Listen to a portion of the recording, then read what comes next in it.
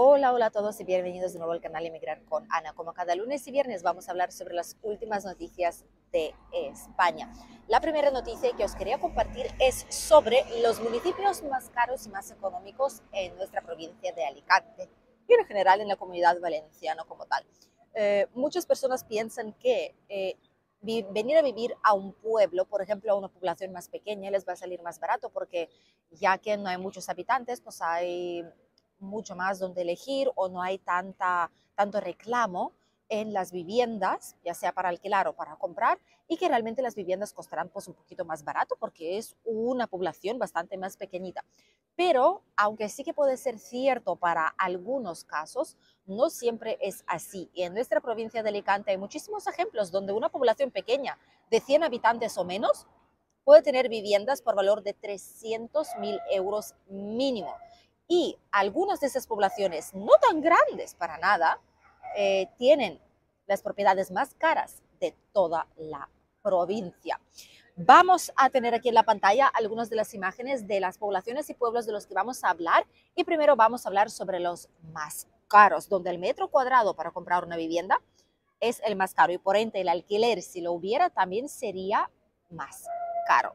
Uno de los pueblos más pequeños de Alicante, con 100.000 habitantes, Benillup, aquí lo tenéis, de hecho estaría bien visitarlo próximamente. Es un pueblo muy bonito dentro de la montaña donde se encuentra Alcoy un poquito más arriba. Aquí las casas cuestan unos 300.000 euros y a día de hoy hay dos casas que se venden, además por el mismo precio. Son dos casas diferentes. Después ya tenemos un metro cuadrado de media cuesta a día de hoy 2.363 euros. Solamente un metro cuadrado. Si queréis una vivienda de 100 metros cuadrados, por ejemplo, aquí ya sería más de 236.000 euros. Fijaros en el precio. En los últimos 12 meses en general, lo que es el precio de la vivienda sí que ha subido unos 13,8-14%, pero lo curioso es que comparando con el mes anterior, en diciembre, enero, ¿vale? Si se comparan esos 2 meses, sí que se ve que el precio de la vivienda se ha estancado, o sea que no ha habido una subida mensual, pero sí una subida de los últimos 12 meses bastante considerable, de un 14%. Tenemos aquí pueblos más caros. Uno de ellos nos encanta y es Moraira, es la población más cara de la provincia de Alicante, 4.001 euros por metro cuadrado. Fijaros lo que os digo. Tenemos vídeos de Moraira, por cierto, podéis poner en Emigrar con Ana Moraira y os saldrán diferentes vídeos de esta población para que la podáis conocer mejor. Es un paraíso con una playa de arena muy bonita, pero muchos extranjeros con poder adquisitivo alto, por lo que obviamente el precio se paga. Se paga la calidad de vida, el tipo de vivienda, vivir en un lugar tan tranquilo con calidad, pues, tiene su coste, 4.001 euros el metro cuadrado, por lo que un piso de 100 metros cuadrados os costaría 400.000 euros en esta zona. Javea, 3.579 euros por metro cuadrado, 357.900 euros por un piso de 100 metros cuadrados sería. Benijofar, 3.079 euros por metro cuadrado. Finestrat, también tanto pueblo como playa, porque es la misma zona. La zona de Finestrat en general son 3.073. Benidorm le sigue con 2.965 euros por metro cuadrado. Y al otro lado son los más económicos, donde no llegan ni a lo más barato no llega ni a 550 euros por metro cuadrado, ¿vale? Y esto, por ejemplo, sería Algueña, 504 euros por metro cuadrado. Callosa de Segura, que la hemos grabado también, 615 euros por metro cuadrado. Villena, también, es 681 euros por metro cuadrado. Rafal, 683 euros por metro cuadrado. Salinas, 695 euros por metro cuadrado. O sea, sería bastante económico, ¿vale? Serían 69.000 euros por un piso de 100 metros cuadrados. Viar, 704 euros por metro cuadrado. Y después ya sería Elda, por ejemplo, Redován, Bañeres, todas estas zonas, pero son menos de 1.000 euros por metro cuadrado. O sea que realmente menos de 100.000 euros por un piso de 100 metros cuadrados os costaría. Obviamente habrá algunas viviendas reformadas o para reformar, etcétera, pero en general, lo que cuesta un piso aquí, que son 200 y pico hasta 400.000 euros en nuestra zona de la costa, en estos municipios cuestan menos de 100. Hay más servicios. Las zonas que a excepción de Moraira, por ejemplo, o algún otro pueblo, como hemos visto, que son viviendas muy caras, por cierta calidad de vida, por la seguridad, por donde se encuentra, por tipo de gente que suele comprar ahí las viviendas. Pero por lo general nuestra zona tiene precios más elevados. ¿Por qué? Porque hay supermercados, hay muchísimas farmacias, hay muchos servicios, hay playa, hay colegios también muchísimos. Es una zona que es muy diferente y ofrece todo lo necesario para vivir sin tener que desplazarse mucho más allá. Con transporte público sería suficiente, por lo que también lo tiene, de hecho, lo que en muchos otros casos no lo es.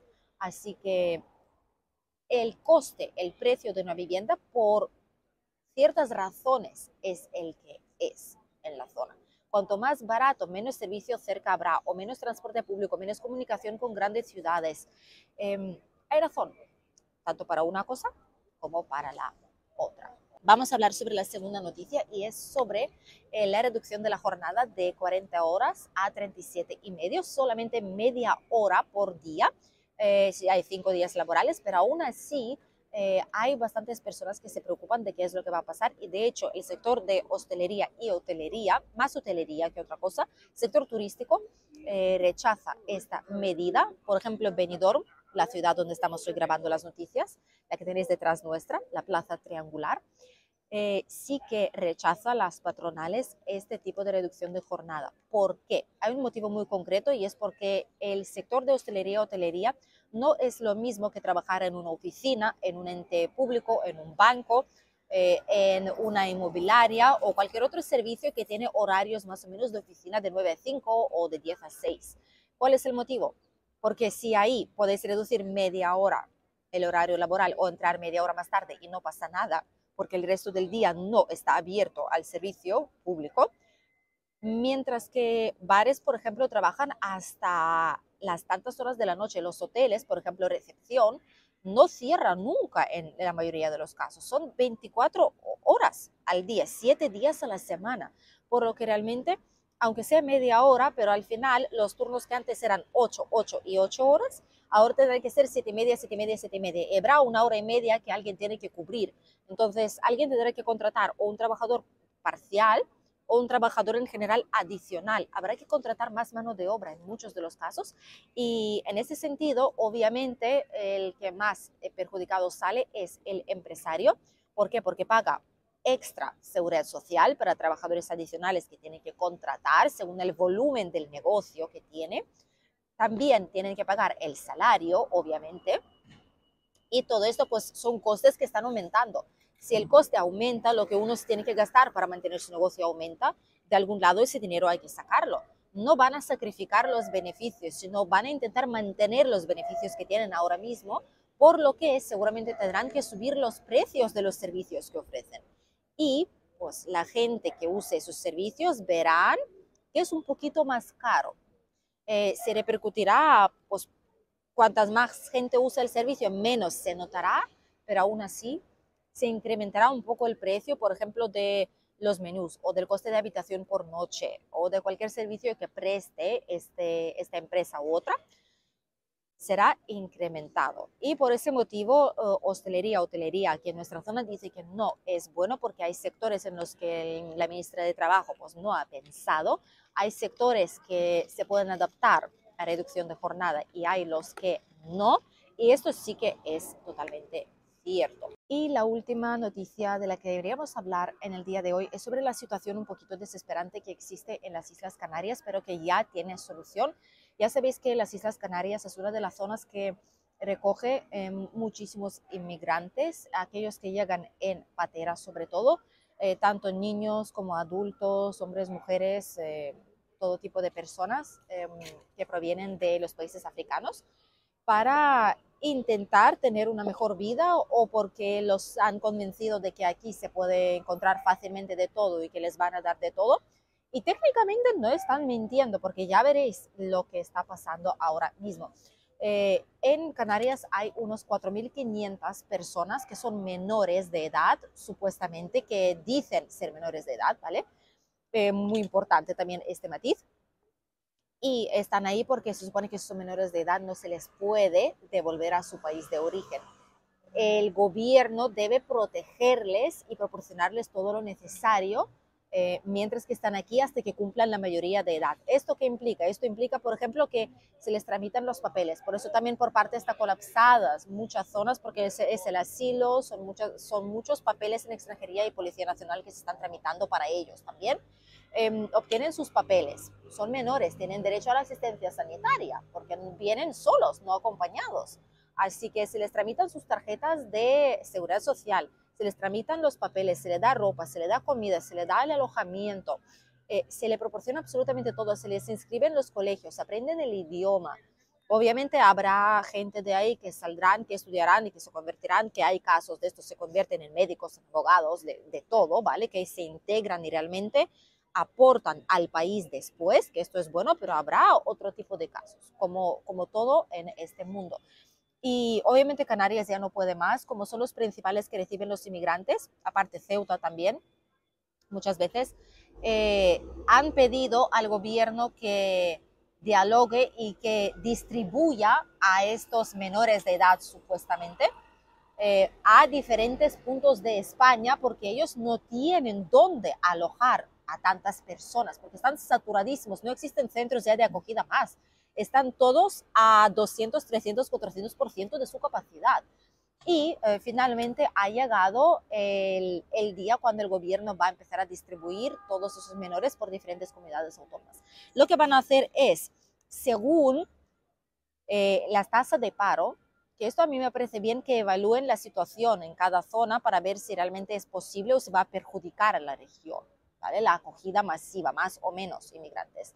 Entonces, lo que van a hacer es mirar la tasa de paro, cómo se distribuye en el territorio la población, si hay opciones todavía de alojarles en algún lugar o si la población está saturada y concentrada en un solo único punto de la comunidad y no se puede, ¿vale? Si hay algunas poblaciones donde los puedan acoger, hoteles, por ejemplo, de los que se encargaría la Cruz Roja, etcétera. También mirarán, por ejemplo, el esfuerzo previo para recoger los inmigrantes, lo que significa que si habían comunidades autónomas que han hecho un esfuerzo muy grande anteriormente, como es el caso de Canarias, por ejemplo, o Ceuta, obviamente les van a mandar menos que a otros lugares que no habían acogido ninguno. Mirarán pues eso, la tasa de paro o la renta también de las personas, cuál es la renta media de la zona y, y a raíz de eso pues tomarán las decisiones de dónde mandar qué cantidad. Muchas personas dirán que esto es injusto, de hecho incluso hemos escuchado a los policías decirlo, ¿vale? Que es injusto porque la gente viene, muchos mienten sobre su edad, muchos dicen, sí, sí, yo tengo 17 y medio, tengo 17 años, cuando realmente ya tiene igual 19, 20 o para 21. ¿Vale? Pero con tal de obtener esa protección, pues mienten un poco por la edad. Y si cuela, pues ha colado y ha obtenido aquí papeles y obtiene todo, mientras que hay otra gente pues que tiene que pelear, ¿no? Por su estancia aquí, presentar papeles, presentar documentación de solvencia económica, contratar un seguro privado, buscarse la vivienda, costearse la comida, no tiene derecho a la seguridad social, a no ser que sea una emergencia, etcétera. Entonces es comprensible que mucha gente dice, es que nos saturan el sistema, es que no podemos conseguir nuestras citas que son para presentación de papeles que sí tenemos, y por parte sí que es cierto, pero pensad que la culpa no es de estas personas, ellos saben que se puede y ellos llegan, la culpa es sobre todo de la normativa, de las relaciones políticas, porque si los países no tuvieran tantos tratados y tantos acuerdos, por ejemplo, para la acogida, esto no pasaría, pero todo esto va mucho más allá de las personas, todo esto son leyes, todo esto son normas, todo eso son acuerdos entre los países. Y gente normal y corriente aquí no puede cambiar nada, tristemente. Pero es la situación que hay a día de hoy. Sigue habiendo muchísima migración a las islas, sobre todo Canarias lleva la peor parte, como siempre, porque es lo más cercano, ¿vale? A esos países africanos, es donde primero llegan. Rescatan incluso aquí en la zona de la Comunidad Valenciana, han habido en Alicante, en Calpe, en toda esta zona, Villajoyosa también, toda la costa Torrevieja, Cartagena, siguen llegando, incluso las Islas Baleares, a veces se han despistado, se han ido a las Islas Baleares, lo que es camino todavía muchísimo más largo. Pero lo cierto es que la gente sigue llegando y mientras que hay esa posibilidad, mientras que saben que se les va a acoger, se les va a dar todo lo necesario, seguirán llegando a nuestro país en busca de una vida mejor o algún tipo de oportunidad. O bien porque se les promete que aquí tendrán absolutamente de todo por los grupos organizados o lo que sea, y les traen aquí para ello. Muchos vuelven, sobre todo los mayores de edad, muchos intentan escapar, pero otros cuando ven que aquí no les espera nadie, nadie les va a dar trabajo sin el idioma, nadie les va a dar absolutamente nada, se dan cuenta y vuelven a su país. Pero algunos deciden quedarse. Gracias por acompañarnos en las noticias de hoy. Os deseamos un estupendísimo día, un buen fin de semana y nosotros nos vemos con un nuevo video aquí en el canal este próximo domingo. Adiós.